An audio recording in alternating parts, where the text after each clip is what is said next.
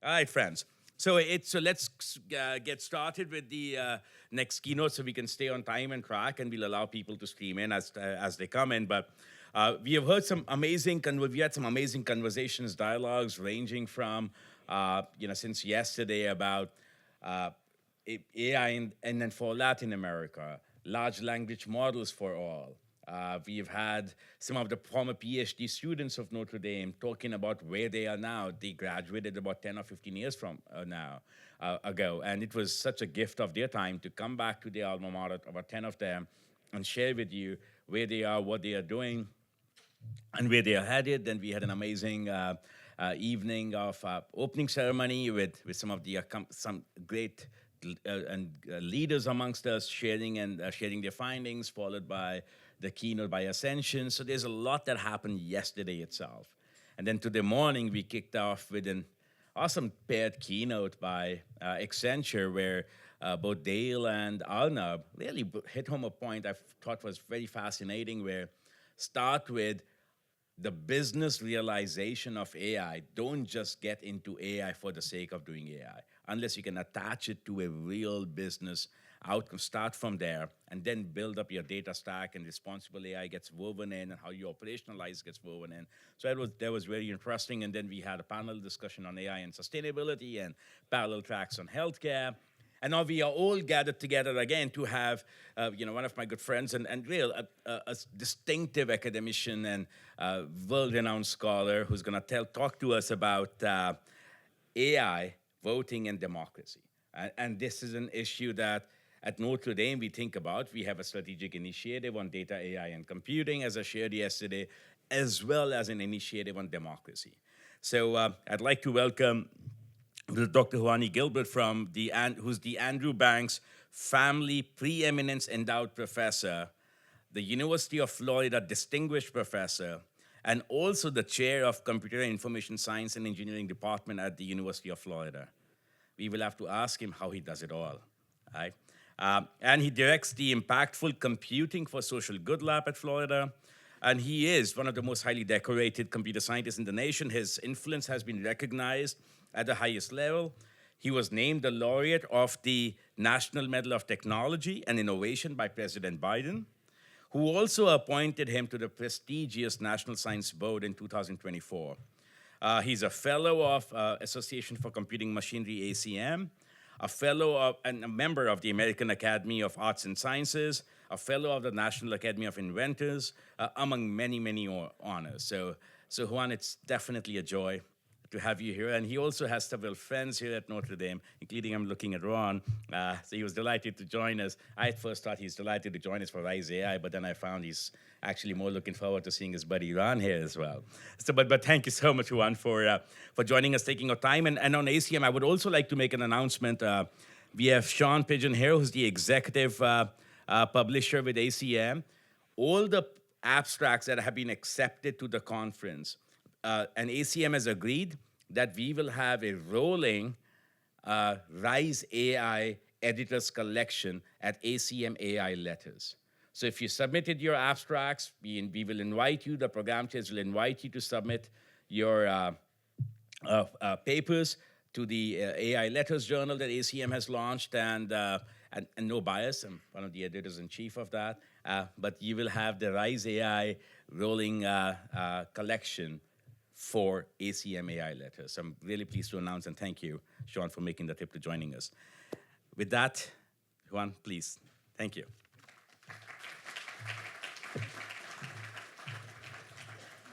Thank you, Nitesh.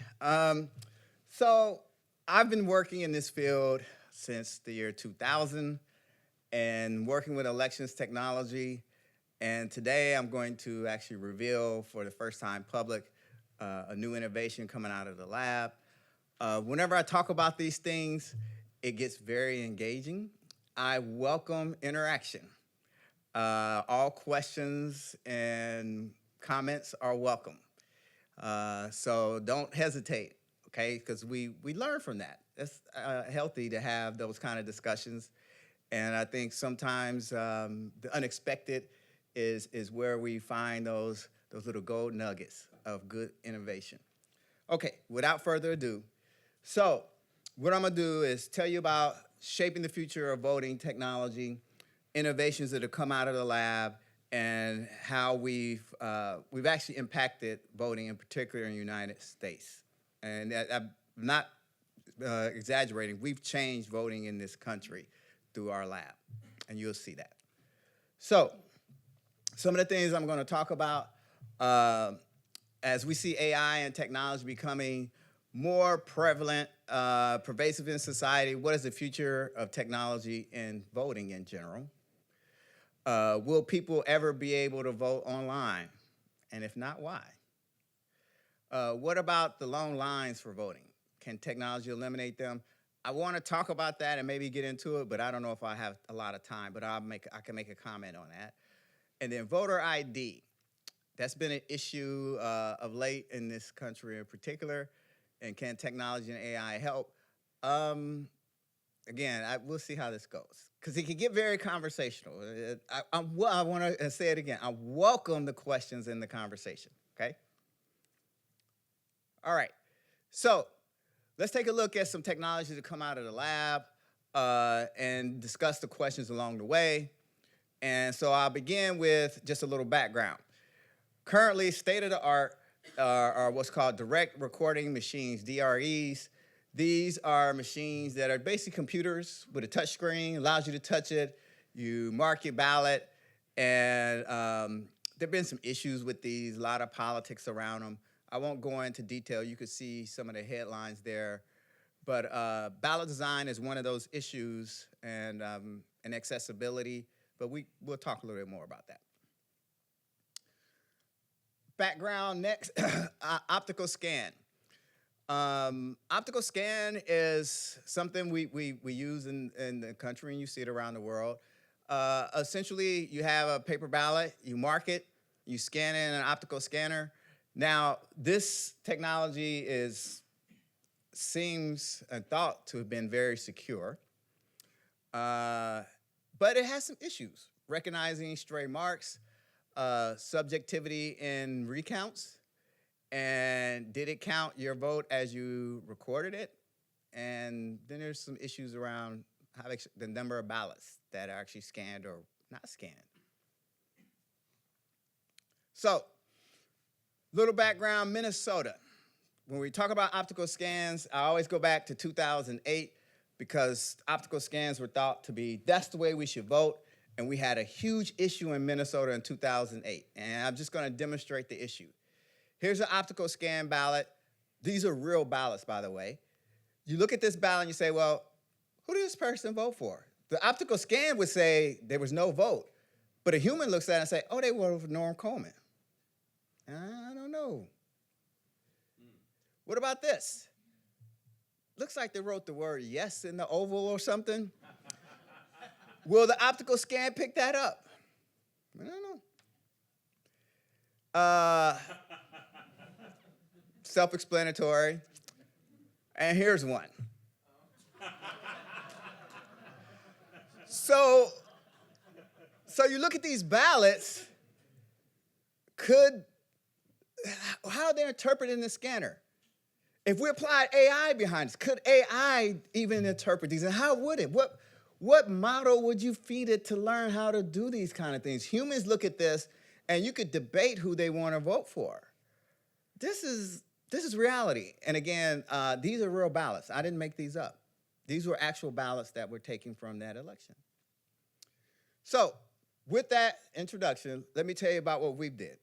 We've created a technology called Prime3, stands for Premier Third Generation Voting System. When we created it, it's open source. The idea was to create a voting machine that was usable, accessible, and secure. And it was one machine that everyone could vote on. And we designed it with a universal design in mind. One machine, everybody votes on that machine, independent of your ability or disability. So we made it where it had touch capability, and we actually put voice in it, where you could speak to it. Now, speaking to it was not saying who you would vote for. So in the previous example, you wouldn't say Al Franken. It would say, to vote for Al Franken, say vote. And you could respond by saying vote or blow into the microphone. We did that because guess what happens? Now I'm immediately language independent. So with this technology, we didn't realize it, but if you can't see, if you can't hear, if you can't read, if you don't have arms, you could vote on the same machine as anyone else. This came with an extra benefit because if everyone's voting on the same machine, it had a security benefit, which is that if I'm going to deceive you, not have to worry about deceiving people with other abilities or disabilities as well. So from a security perspective, when we designed it, we actually went old school and we designed this machine. It's a stateless machine. It has no hard drive. It runs off bootable Blu-ray, read only. So you write it, it boots, and it cannot be written to again. And I actually had the opportunity to talk to colleagues in security who worked in voting and who had demonstrated hacks of voting machines, and I offered to send them the machine and said, I want you to hack it so that it will flip votes, and then I want to see if we can actually, if it persists, and if you can send it to me, if we can find it. To date, no one's taken my offer. What this machine does, it prints a voter-verified paper ballot, voter-verified ballot. So you mark your ballot, and then it prints. And here's a sample of that ballot. I'm just showing you what's the NIST, National Institute Standards and Technology. They create a standard ballot for testing voting systems, and this is it. Now, if you notice, each contest, it only prints the contest and who you selected. And I have a picture there because we actually could put pictures on the ballot, which we're helping in an accessibility way as well.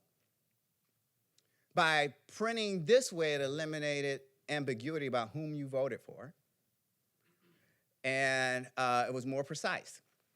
So you print the ballot, that ballot goes in a ballot box, and then we had a scanner, which we would scan it, and we scan it using optical character recognition, but we added our own spin on that, and we call it IOCR, Informed Optical Character Recognition.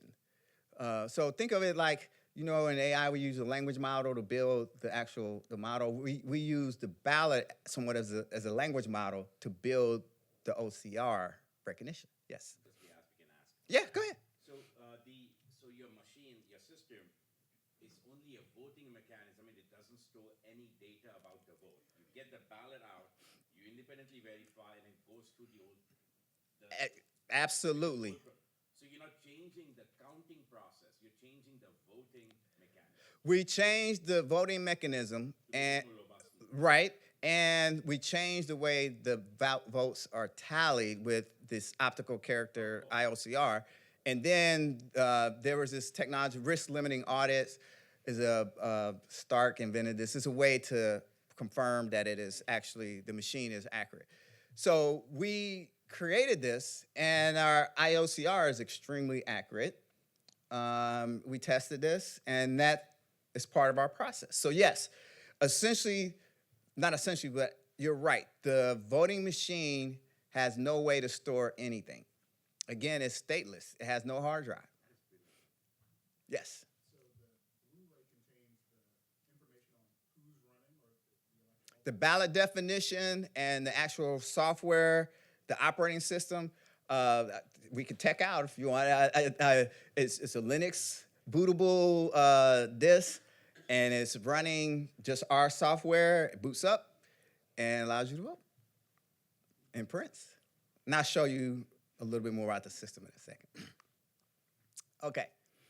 So with this technology, state of Wisconsin actually used it back in 2014. New Hampshire used it in 2014. This was their setup, actually. They had, as you see in this picture here, let's see, we have two. So you see a headphone, a tablet, the printer, and this thing here is a button switch, 2-button switch. On the right side of it, and the left side has texture. The right side is clear. So if I am a blind voter, I put on this headset, and I use the clear, it says next. I go to the next thing, next thing, next thing, and I hit the texture to make a selection. And it would print. And so they use it. So they actually created, and they called it One for All. They renamed this system. So they had statewide use in 2016. Ohio used a version of Prime 3, but they're using it as their remote accessible absentee system. So what they did was, in particular for blind voters, for example, they would have to register with the election office. They would actually get an email with a link to the ballot where they can mark it, print it, and mail it back in. I mean, it's cumbersome, but it works. ES&S is the nation's largest voting machine manufacturer. This is their technology called Express Vote, and this technology implements a lot of the things that we created in Prime 3. It's not stateless, to my knowledge. Prints a paper ballot. I don't like that they went a receipt side. That ballot you see, that's too small. I'm not a fan of that. But they did implement a cool aspect. One of the things we did in Prime 3 was that you could go online, fill out your ballot, and generate a QR code. And on election day, walk up to the machine, scan it, and it takes you into the review mode. You review everything, and you can print. So it's sped up voting. They actually have that in that machine. I don't know if they advertise that, though. I had the opportunity to serve on a National Academy's consensus committee, Securing the Vote, Protecting American Democracy. We published this report back in 2018. The report strongly encourages audits and paper ballots. And we had a debate come up where hand-marked paper ballots versus the ballot marking device. But we said you gotta have a paper ballot. Why? There is no known way, given the current state of technology, to secure a digital ballot. I'm gonna say it again. There is no known way, given the current state of technology, to secure a digital ballot. I don't care if you encrypt it or whatever, you can't secure it. I can manipulate it one way or another. And the manipulation, so most people think, well, if it's encrypted, how are you gonna change it from Biden to Trump? It's not necessary that I gotta change it to Biden to Trump. I can contaminate it so it can't be tallied. That's an effective attack. You'll see more about that kind of attack in a minute on paper ballots. So we gotta have a paper ballot of some sort. The problem with the paper ballot is it's not accessible. If I'm blind, I can't manipulate a paper ballot without help. But then that says, well, we have to use a ballot marking device, but then the security folks say, well, I can hack it. And you know what I can do with that machine? I'm gonna flip votes, and you'll see what that means in a second. So I pointed out issues with hand-marked paper ballots. And I'm gonna show you some that no one talks about these, because I guess it's kind of depressing, but, but I will share it with you. Undervote hack, overvote hack, and a stray marks hack. This is the undervote hack. Often people say, I'm not gonna vote in that contest. I don't really care about them. So they don't mark anything. An insider afterwards could look at that and say, ooh, I'm gonna vote who I want. Takes less than 3 seconds, impossible to detect. But if you don't mark something, boom, someone could come in and mark the candidate of their choice. Impossible to detect unless you catch them doing it in the act. Overvote. Well, this person voted for Norm, but I really want Al to win, and I'm an insider. You know what I'm gonna do? I'm gonna mark Al. That causes an overvote scenario, so guess what happens? Ballot is, that vote, that contest is thrown out. Norm had a vote, but I just took it away. That's an overvote hack. Again, less than 3 seconds, impossible to detect. This is what happens, or can happen. So, And we already saw the stray marks from the Minnesota where people just write on the ballot. So issues with ballot marking devices. They were using barcodes or QR code, and they were saying, well, what if the ballot text doesn't match the actual QR code that's being scanned? And then the vote flipping. That was a big deal. Would voters notice if on my ballot marking device, I mark it, but when it prints something else? So University of Michigan did a study, and you'll see it here. In their study, without intervention, only 40% of the participants reviewed their printed ballot at all, and only 6.6% told a poll worker something was wrong. So what they did was they held a study, let people use a ballot marking device, and when it printed their ballot, it flipped their vote. And they wanted to see if people would notice, and this is the result. When this paper was published, it sent the country into a shock, the election community. They said, people won't notice. So, Rice University did a study. They said, well, we did the study, and our data suggests that voters can detect changes if they only attempt to do so. Well, in their study, 76% detected anomalies, indicated that voters can reliably detect it, but if they attempt to do so, yes. Well, from a statistical standpoint, it seems low. But from a human perspective, it's extremely high. And I'll tell you why. How many people does it take to show that the election has an issue? That number is very low. And I'll come back and comment on that in a second. So, Rice also said while the overall detection rate in our study experiment was 17.6%, but they noticed 76 could detect. Again, they said if they only try. So with that, we said, all right, we're going to try and fix this. We created what's called the transparent voting machine. And again, it's powered by Prime 3. So take a look.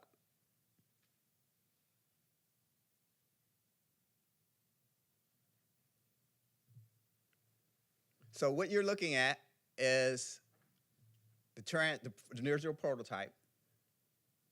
And you can see I'm marking a ballot, and it prints right in front of me behind that screen.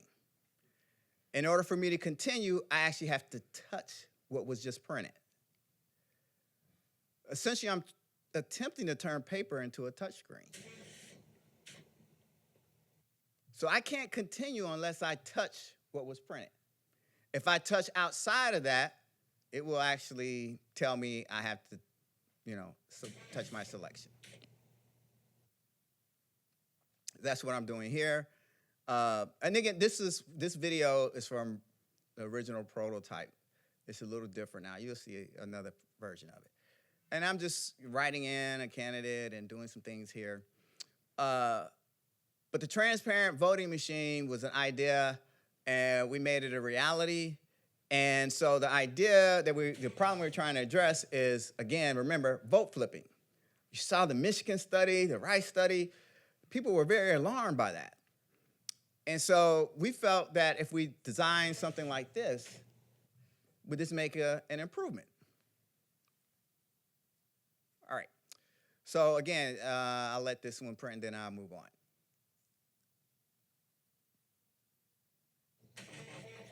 And again, this would run in a stateless environment. So I don't know how you get it to flip votes, but just assuming you could. I didn't mention this, the stateless machine. Our proposal was that the stateless machine, the physical machine, would be designed with, like this, see-through. And I would use AI to actually image the before image of it, and someone made an accusation, I could then use AI to look at the image of the inside of the machine to see if anything was changed. Yes?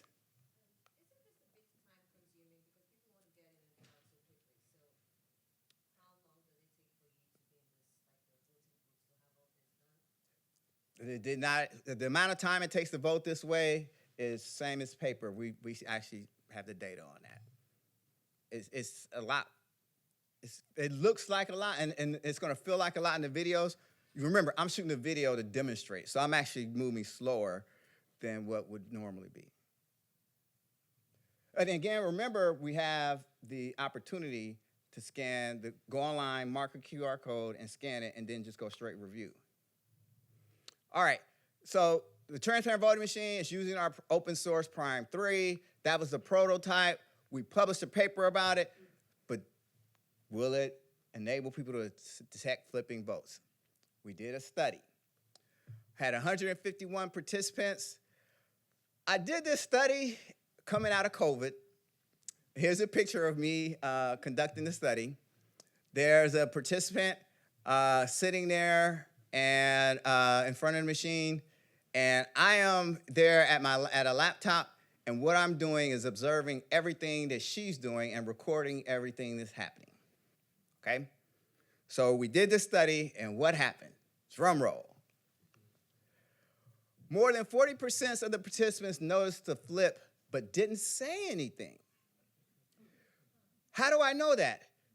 Look at me. This is what happened. They were voting. I flip a vote, and they do that. But they didn't say anything. So I noticed a physical reaction to the vote flipping. What that is, some of you may be familiar with this, called the Hawthorne effect. When you do a study, you participate in a study, and you know it's a study, you behave differently than you would in reality. That's what they were doing. It was a study. I don't care.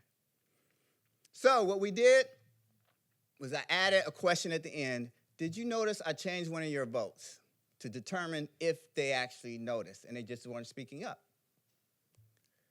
Well, 6.6% detection rate in the Michigan study, and at best 40% reviewed the ballot, 17.6% overall in R.I.S.E study, okay, and 76% could detect anomalies.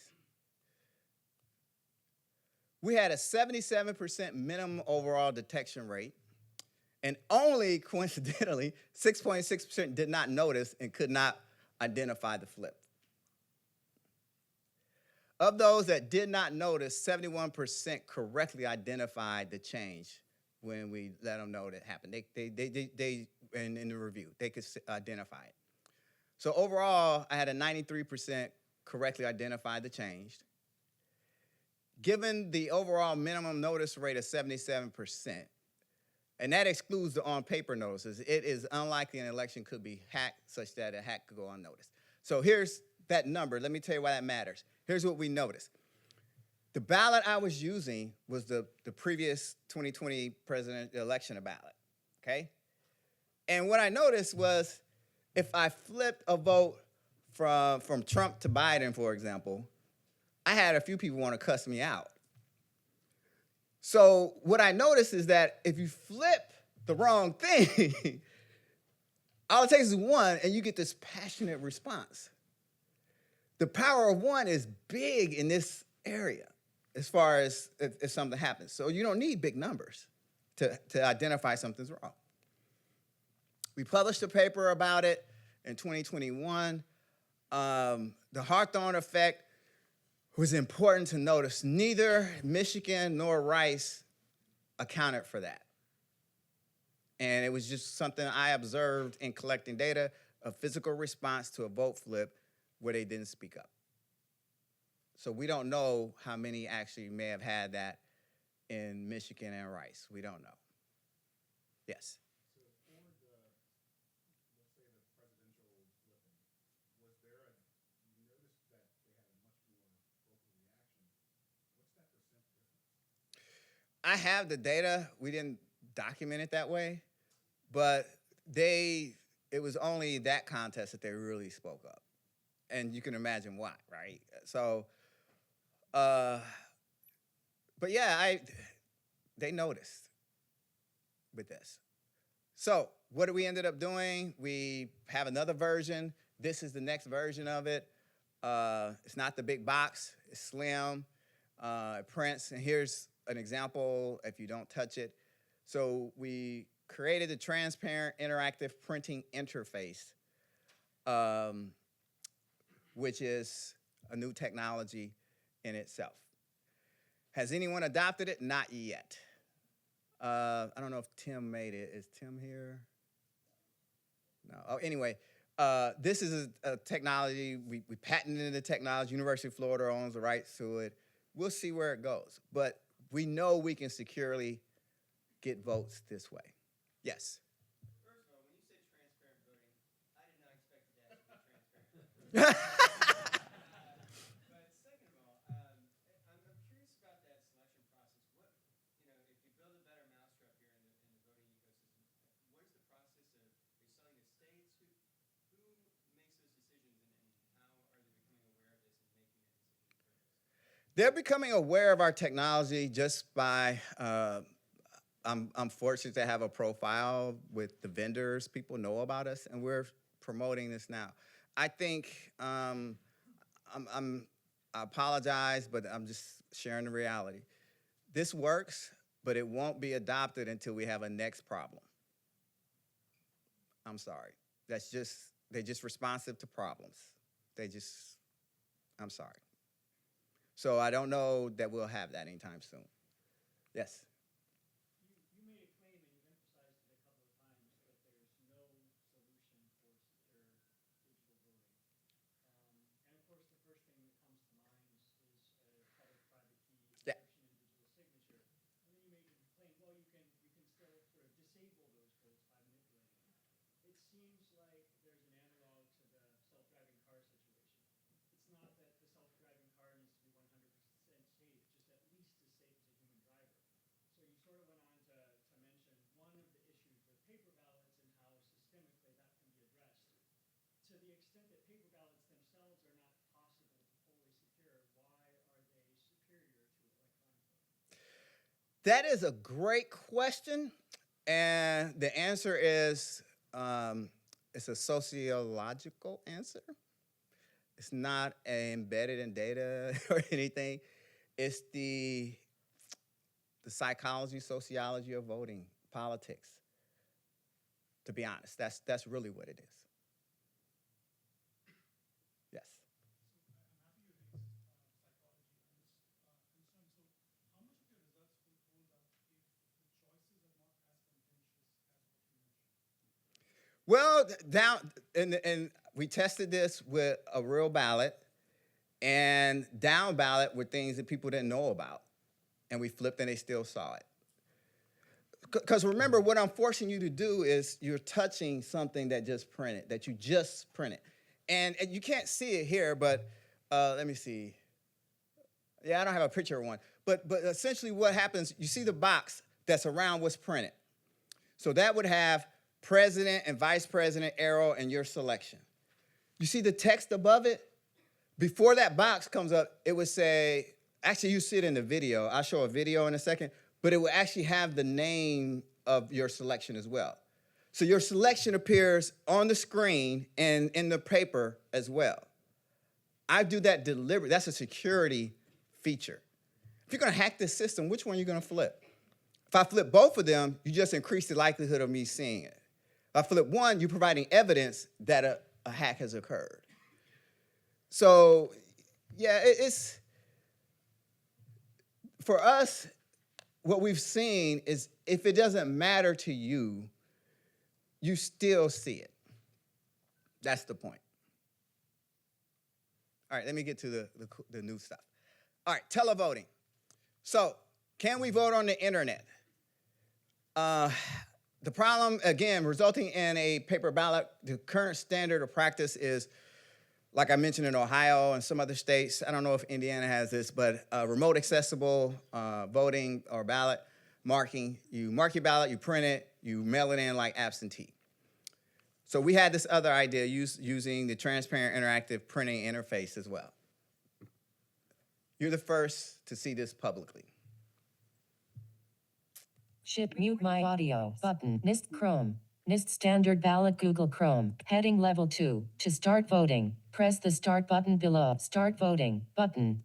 Heading Level 1, U.S. President and Vice President. Heading Level 2, vote for no more than one candidate. Heading Level 3, contest 1 of 7, Joseph Barkey and Joseph Halloran Blue Party, Adam Kramer and Greg Vuokolo Yellow Party, Daniel Court and Amy Blumhart Purple Party, Alvin Boone and James Leanne Orange Party, Alvin Boone and James Leanne Orange Party selected. Austin Elizabeth Charlotte Marzi candidate. Print my selection. Alvin Boone and James Leanne, U.S. President and Vice President. Now watch Frame this. This is 2. what I was talking about. Your selection. Alvin Boone and James Leanne for U.S. President and Vice President has printed. Press enter to continue. Heading Level 1, U.S. Senate. You are currently on a heading Level 1. Inside Heading Level 2, vote for no more than one candidate. Heading That's the Level screen 3, reader contest for 2 of someone none who of is the above blind. selected. Button, group. You are currently on Print My leaving frame, U.S. Senate vertical entering frame. Your selection none of the above for U.S. Senate has printed. Press enter to continue. Heading Level 1, U.S. Representative. Heading Level 2, vote group. And heading Level 1, go back. Heading Level 2, type in the candidate's name. Edit text, blank. U-G-S, B-U-N-Y. Bun. Heading level Bugs Bunny. You are currently on a button. Print my selection. Bugs Bunny. Button. U.S. Representative vertical line. Frame 2. Your selection. Bugs Bunny for U.S. Representative has printed.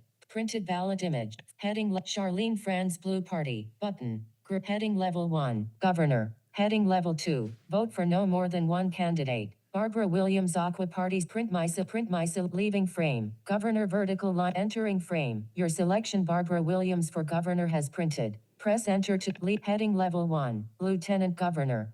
Print my leaving frame. Lieutenant Governor entering frame. You did not make a selection for Lieutenant Governor. Press enter to continue. And heading Level 1, County Commissioners.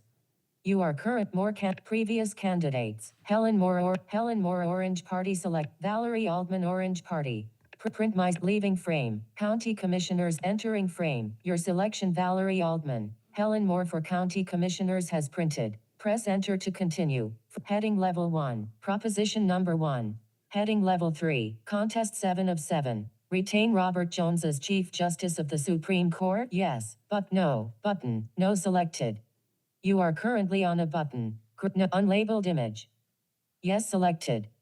Print my selection. Yes. Button. Leaving frame. Proposition number 1. Entering frame. Your selection yes for proposition number 1 has printed. Press enter to continue. Link. Leaving frame. Entering frame. Frame 2. You are currently on a frame. Entering frame. Heading Level 1. Do you want to verify your important. paper I'll talk ballot about that. scan? Yes. Verify my ballot. No. Submit my ballot. Button. System settings. Voiceover off. All right. So what you just saw there was someone voting remotely and their ballot printing in the precinct and them verifying that in real time. And after this happens, that ballot, if I want to verify it, and we could decide if they were forced to do it, but it's scanned in using our IOCR, and then a text is sent to them where they would get that scanned image, the physical scanned image, and be able to verify it and accept it on a separate device, their phone. So this technology, you just saw the demo, it is working. And from a security perspective, it has all kinds of benefits we could talk about. That is a mimic of the transparent voting machine. So that's why I was saying to you, you see how the name appeared and then it prints in the lower area as well. I've had opportunity to demo this to some accessibility communities, and they like this version. Which you'll see, I won't play audio for this, but I'll just let you see what, I call this the basic version. But basically what it did, instead of verifying, I think the thought was that if I verify after each one, they thought that could take longer time and I could have an error or something. This one allows you to mark the ballot fully. You can navigate all over the place and mark your ballot fully and then review it at the end. And you'll see what happens when it prints. It uses the same printing procedure but just a different marking. So in this scenario, again, a blind voter or sighted voter, you navigate, you put in your votes, you can check them over and over, and you'll see a review area here in a second. So I'm just able to play as long as I want and do what I want. So I'm gonna vote.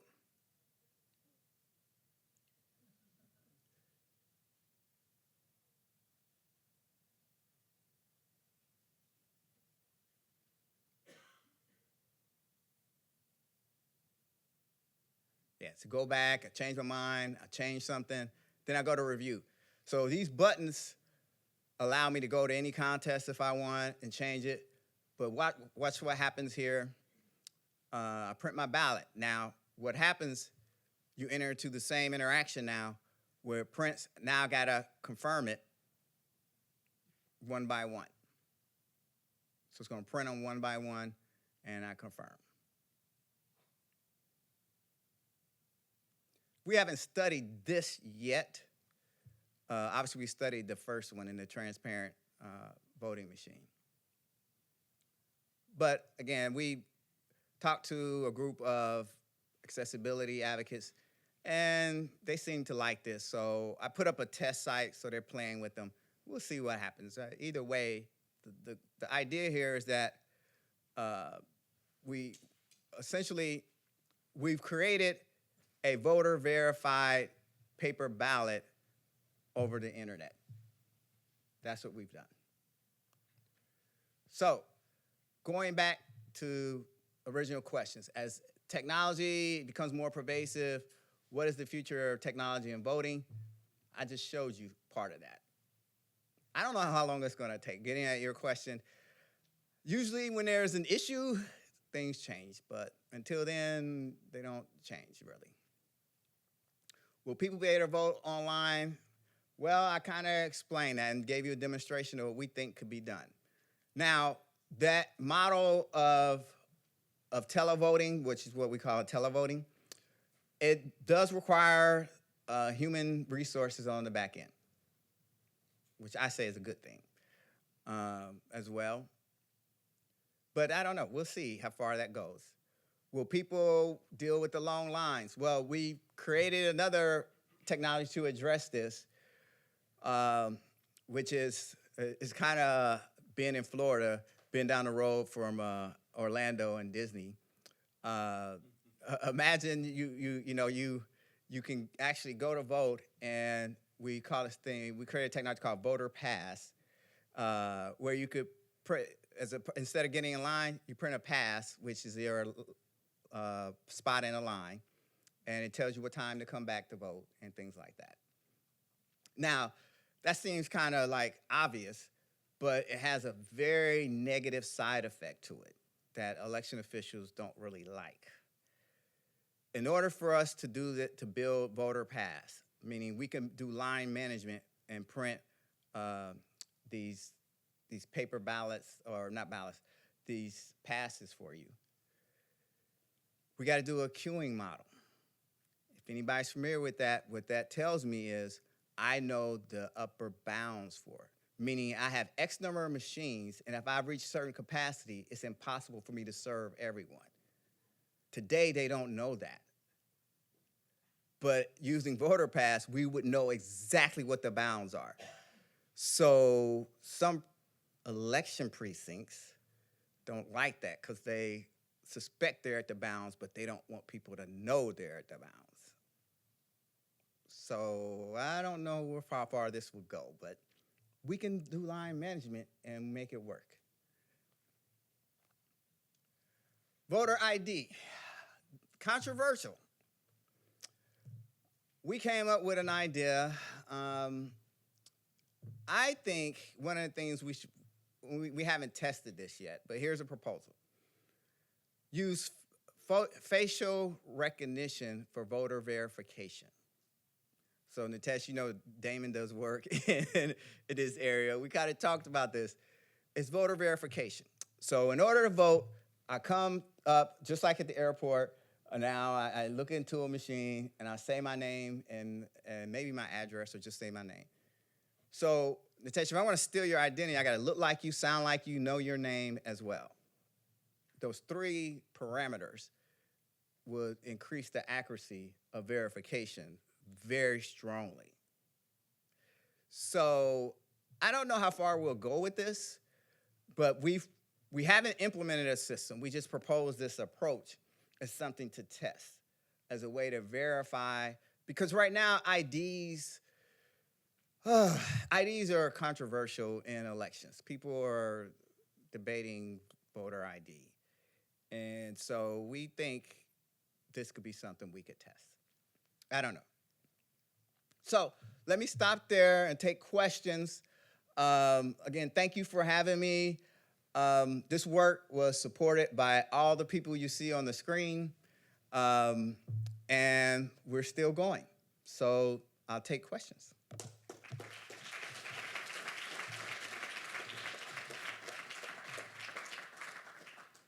Please use the 2 mics there for any questions you may have for Juan.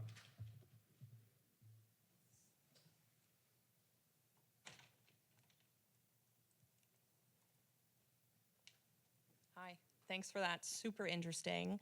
My question is actually about the age of voters, which you already know what I'm going to ask. Third of voters are over 65, 2/3 of voters are 45 and up. In your tests, how did that kind of agility and ability to engage, whether it's online or with the machine, impact their uptake of this? We haven't tested online yet. We're probably going to do a spring study on the televoting. We haven't done it. But the transparent voting interface, we did go out into the community and test. What I showed you is just a demonstration of me. I was in the library on campus. But I did go out into the community and test, and we had older adults. And they were able to use it successfully. It was pretty straightforward. The thing about the interface, my students, it's funny because I'll show a demonstration of it, and people say, well, what's the big deal? I don't get it. That's the response we want. Mm-hmm. It's so easy that people think they could have designed it. And they think it's just so transparent. That's the whole point. It's not supposed to be, wow, that thing is so cool. It's supposed to be, well, what's the big deal? And yes, older adults were able to use it. Interesting, they've had touchscreen experience already. And so it was a natural thing. In our studies, we had, I can't remember who the oldest was, but we had 65, I want to say 70s. So we had a good demographic. So you don't think you'll need like Genius Bar at the voting machines, essentially? No, I don't think so. Well, actually, when we did going out in the wild, when Wisconsin used Prime 3 on a touchscreen, I'll never forget. I went to watch when they were using it, and I'll never forget. I was in this community center. It was one of the precincts, and this older guy come in. He's a farmer. And he said, I don't want to use that thing. I don't use a computer. And then I heard him say, that's it. He had voted. And that was the response that meant the most to me out of everything. I'm really surprised. Thank you. I had a clarifying question. Mm-hmm. So with the televote platform, when the screen reader was saying this printed out, was it based on the input, or was it reading what was visually coming out and interpreting that and telling it back to the user? It is not reading the visual image that is in the camera view. It's not doing that. What it's doing So it still needs that text verification that you talked about later. Right. Okay. That's why we need that. Okay. In the event of confirmation there. The screen reader doesn't do well in trying to read that image. That's why I didn't even try it. Okay. It's like you didn't use a model, have it interpret the image, and shoot it back to the screen reader? I could do that, but that was too much work. Fair enough. It was just easier. It's just easier to have the text up there, and then they can hit enter. And if they're blind, they can't see it, But then we had the second verification that came to their phone, Okay, and they were happy with that. cool, thanks. Yeah, that was one of those, whew, God, I don't have to do that. Thanks. Looks like Florida has come a long way from the days of the hanging chad, so kudos to you. But I was just curious, your comment about you haven't been able to sell it, how do you try to sell it as a subscription or a price? Like, what are the obstacles you're facing that more people, more states aren't interested in this? I'm just going to be bluntly honest. Again, it's about until you feel pain, we don't have to change. But hanging chads seem painful. And they changed. We have ballot marking devices. And even with the Michigan study, it wasn't enough pain to do anything different. I don't know if, in order to be honest with you, the way I think this could change is if an administration said, we're going to put up money to have innovation in elections. And that's what happened with the ballot marking devices. The United States Election Assistance Commission, you see that thing, the R.I.S.E, there was a research alliance for accessible voting was created, and we were able to work with vendors. So it would take maybe a national initiative, or it's just hard to say. They just won't move. Unless there's a state out there that wants to be on the cutting edge and try and do things. But even states don't want to, that's why they have vendors. They want to go to the vendor and have the vendor manage that part of it. We'll see. I'm optimistic because, again, ES&S, Dominion, they know who we are and what we're doing. We'll see. Okay, thanks. I wish I had a better answer. It's just, I'm sorry. I just wanted to go back to the older adult question, because 85 and older is the fastest growing population, 100 and older is the second fastest. So I think it would be really valuable to really test in the oldest of the old. And secondly, because you say with touch screens, pretty easy, and you're right, a lot of older adults know how to use touch screens. However, as you age, your hands get drier, and so using a touch screen becomes more challenging. And I've certainly seen it at Clear through the airports of when they used to have touch screens, of them failing because the hands were dry and they would have lotion and creams, et cetera. So I just wondered if you were thinking about how to modify for that, and as well as if they have tremors. Yeah. Even in our studies, we did see with older adults, there were some tremors. And things with the tremors actually were, I hate to say this, but helpful because they hit the screen harder. That was interesting. And the way we designed it, you can't drag and select a whole bunch of stuff. So we have some features in the interface that help against that. It's different from a phone. I think the phones kind of enculturated that population to being able to manipulate a touch screen. But this big touch screen that in front of them is different. They don't interact with something like that on a normal basis. That you can't really tell, but that screen is like 27 inches maybe. So I don't know what the perfect size would be. You're right, I think we had to study that a little more, and I'm in Florida, we have plenty of older adults. We just haven't I don't have funding to do that study yet. If I get funding, I would definitely like to do that. I mean, I'll go down to the villages and hang out there and do a study.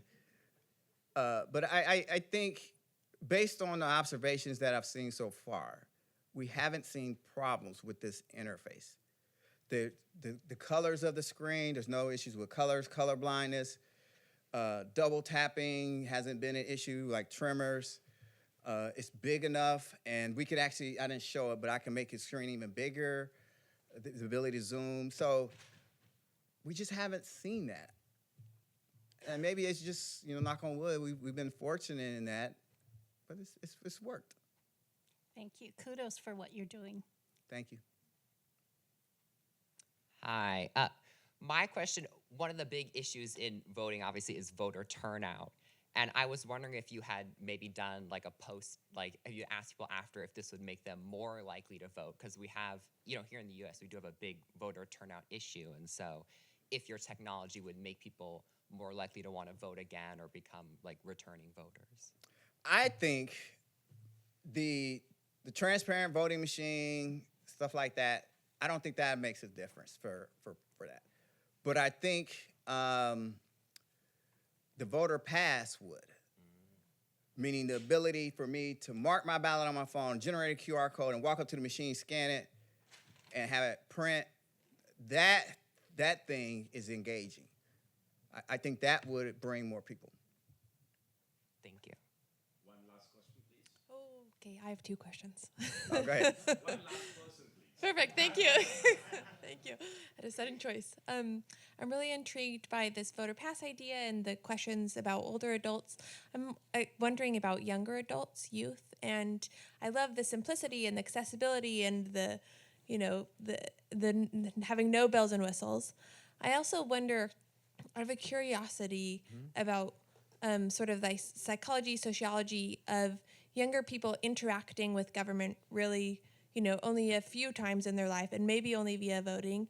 And if there's already sort of a lack of faith in institutions or a feeling that those are old-fashioned or not serving their needs, I just wonder about the resonance of an object that feels really old to them. And I wonder if that came up in any of your testing, like if they were having an opposite experience of not being able to resonate because it felt, clunky is not the right word, but old-fashioned. And then my second question is related to your last point there about potential facial ID. I wonder where sort of other countries around the world, Somaliland, Ghana, Kenya, et cetera, are using iris scans or fingerprints. Like, why isn't that a feasible option here in the US? Thank you. I'm so glad she asked that. So, all right, I forgot to comment on that. To answer your first question, it's a simple no. Because voting only happens so infrequently, and they don't even remember how they voted the previous time. As long as they could generate their ballot, and again, it's like, duh. And the only comments I got is like, this is for older people. But they did it. As far as the iris and fingerprint, those would potentially work technically. But again, from a psychological, sociological perspective, they are not a possibility. Reason being, fingerprint. What are fingerprints associated with? Criminals. In the United States, that is a negative connotation. Iris, people don't want to give iris because they feel it's permanent. I can never change my iris, or you got me permanently. It's a I'm serious. We actually tested it. This is psychological and working with Damon on this. Iris and fingerprints are the biggest hurdle because of the negative association with fingerprints and iris, the permanency of it, the thought of it. Facial recognition seems to be more acceptable because your face is exposed. I don't hide my face for the most part. My iris, I'm not hiding it, but technically you can't get to my iris is what, I'm not saying this is true. I'm just giving you the perception of why these things won't happen. So a lot of these things won't happen. It's not because of technical issues. It is these other things. Okay? Well, let's thank Juan again. Thank you. Thank you.